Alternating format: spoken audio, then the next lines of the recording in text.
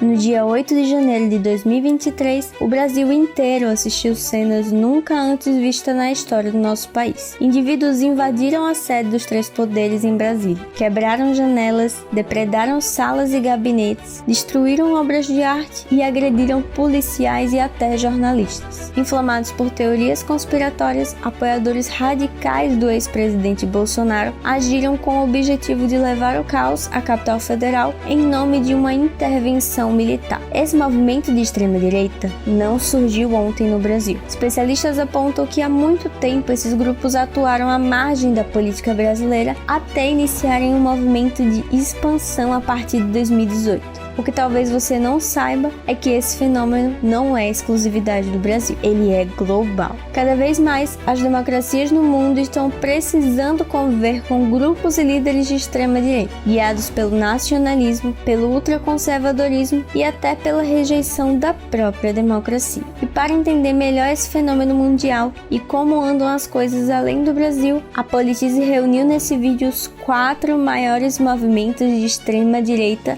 no mundo.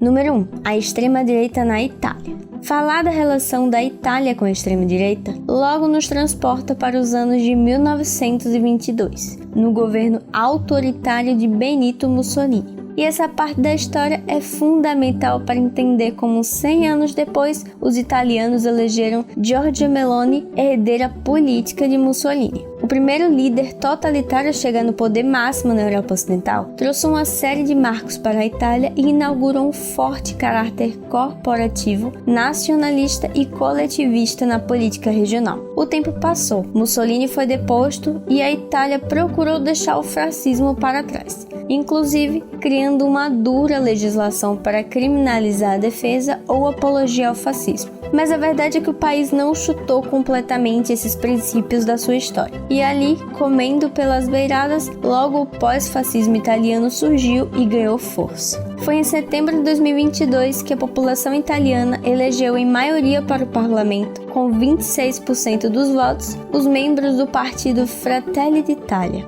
Irmãos da Itália, mergulhando de cabeça numa nova onda de extrema-direita. Sua coalizão ocupou com folga mais de 50% das cadeiras da Câmara e do Senado, elegendo sua líder, Giorgia Meloni, como primeira-ministra. O partido de Meloni tem origem no movimento social italiano, fundado em 1946 por ex-membros do regime fascista e que levou adiante as ideias de Mussolini. Com histórico de militância em associações de extrema-direita, a atual primeira-ministra chegou a dizer em 1996 que Mussolini era um bom político, apesar dos seus erros. Moi, je crois que Mussolini, c'était un bon politicien. C'est-à-dire que tout ce qu'il a fait pour l'Italie. Utilizando o lema Deus, Pátria e Família, Meloni defendeu em toda sua campanha programas de mais benefícios para as famílias, menos burocracia europeia, menos impostos, zero imigração e, claro, os valores conservadores como a rejeição ao aborto e ao casamento homoafetivo.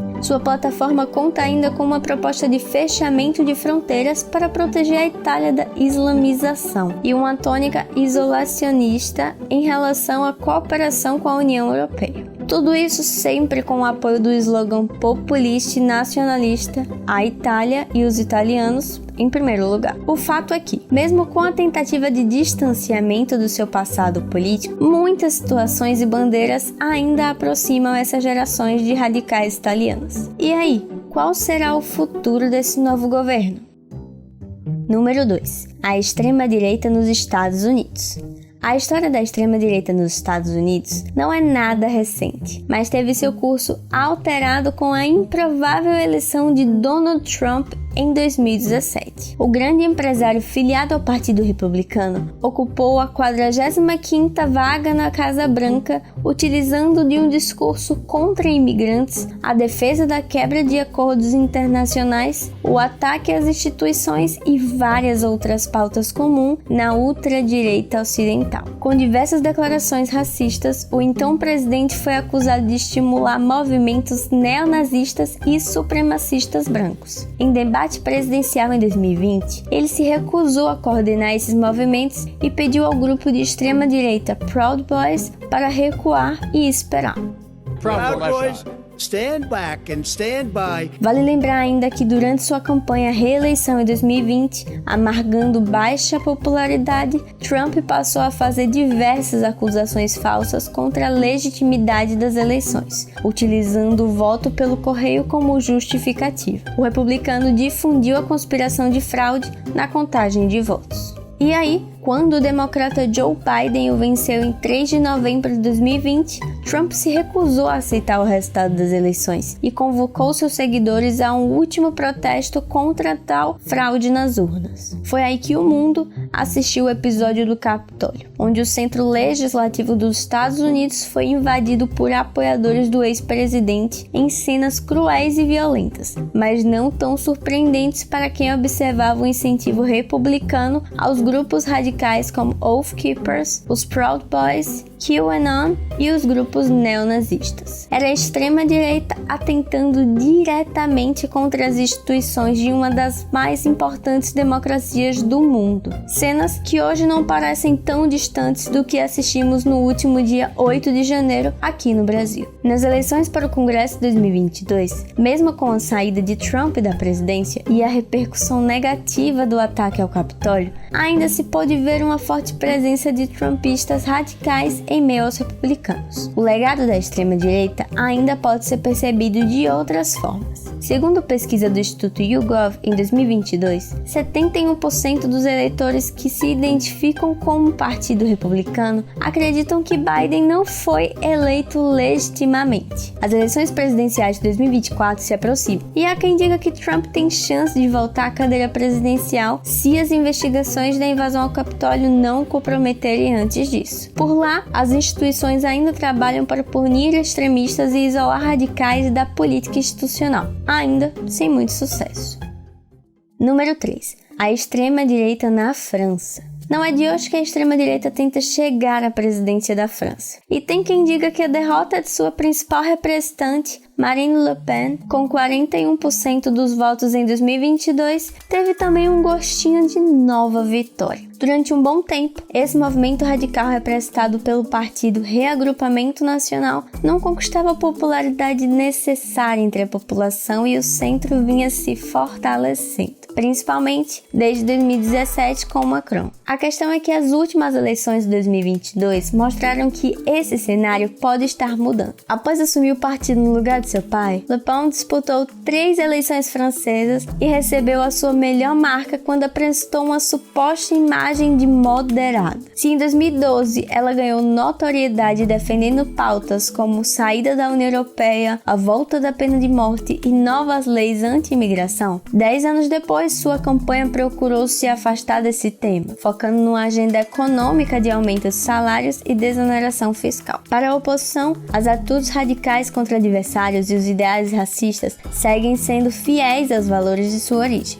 Dentro do partido e durante a campanha foi construída uma outra realidade, onde as premissas anti-imigração, leis autoritárias e valores conservadores radicais ainda têm vez na plataforma política do partido. Depois de uma disputa eleitoral incerta, onde alguns especialistas chegaram a apontar a vitória de Le Pen, sua derrota chegou por pouco, mas a francesa pôde exibir uma vitória considerável. 89 cadeiras no parlamento, um feito inédito para o partido. Com o avanço sobre o eleitorado mais pobre, ampliação do poder dentro do parlamento e oposição a um presidente impopular como Macron, há quem diga que muito pouco separa a extrema-direita francesa da presidência em 2026.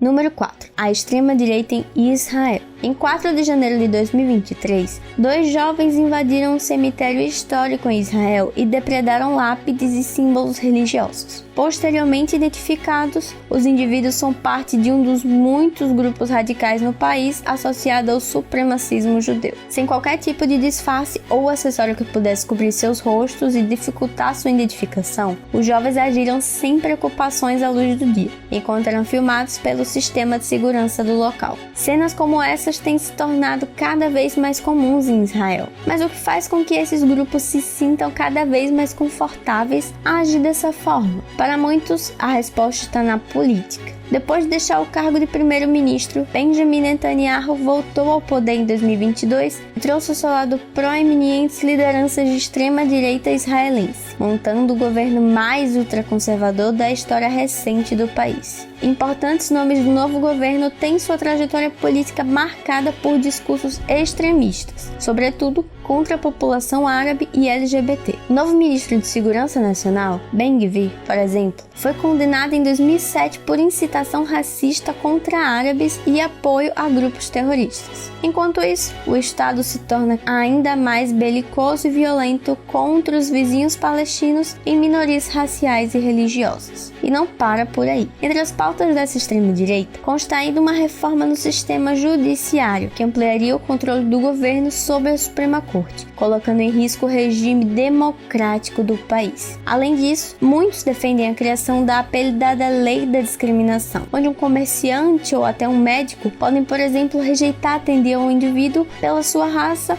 ou qualquer outra questão social. À medida que esse grupo cresce e se fortalece no país, episódios como o do último dia 4 de janeiro se tornam mais comuns e extremistas se sentem mais confortáveis e certos da impunidade de seus atos. Uma coisa parece ser consenso: a extrema-direita, independente de onde esteja, carrega um grande acervo de pautas radicais, supremacistas, contra os direitos humanos e que vão de encontro ao próprio ordenamento democrático. E como vimos, o Brasil não escapa dessa tendência. Para o pesquisador Odilon Cadeira Neto, o Brasil hoje é um grande laboratório de extrema-direita, na medida que por aqui há uma produção local de referências para o extremismo de direita internacional, ou seja, somos um dos epicentros da nova onda global de radicalismo. Como ficaremos daqui para frente? Só o tempo dirá. Por agora, cabe às instituições agir para punir e desarticular radicais que ameaçam a democracia e a política. A missão de construir novos caminhos frente à ascensão do extremismo. Tarefa que a história nos mostra. Nunca foi fácil.